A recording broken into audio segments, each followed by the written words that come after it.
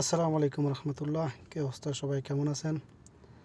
তো অনেক দিন পরে আসলাম একটা ভিডিও নিয়ে।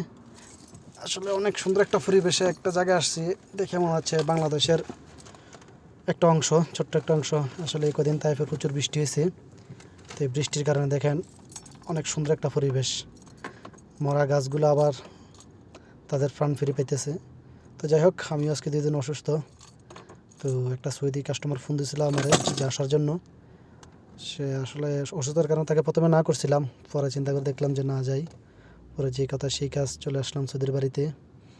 আসার পরে যেটা দেখলাম সেটা দেখে আমি অবাক। আসলে বৃষ্টির কারণে তার প্রত্যেকটা লাইন শর্ট হয়ে গেছে। তার যে তবলন অর্থাৎ এসডিও বক্স, সেটার কোনো মুফতাই অন হইতেছে না। শুধু একটা মুফতা ছাড়া বাকি সবগুলো সুইচই আপনার, আমি সুইচ দেওয়ার 1 থেকে 2 মিনিটের মধ্যে অটোমেটিক অফ হয়ে যায় এবং অনেক আওয়াজ করে সুইচগুলা, যে মনে হয় এগুলোতে মোটর চলতেছে।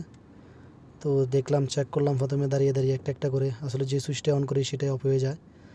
সর্বোচ্চ 1 মিনিট 30 সেকেন্ড এরকম চলে, তারপর অটোমেটিক সে নিজে নিজে অফ হয়ে যায়।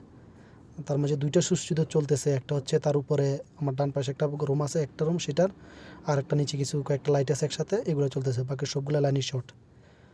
তো এই যে আমি হাত দিয়ে দেখাইতেছি যে এটা এই জায়গাটা চলতেছে, বাকিগুলা শর্ট আছে।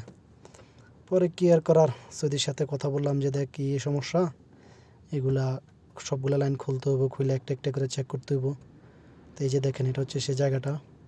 পরে আমি, সাথে সৌদি ছিল আর ছোটো ভাইয়া ছিল। সৌদিকে আমি বলতেছি দেখি এই সমস্যা, এইভাবে কাজগুলো করতে হবে।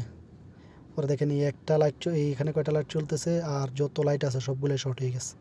পরে তার সাথে কন্ট্যাক্ট করলাম।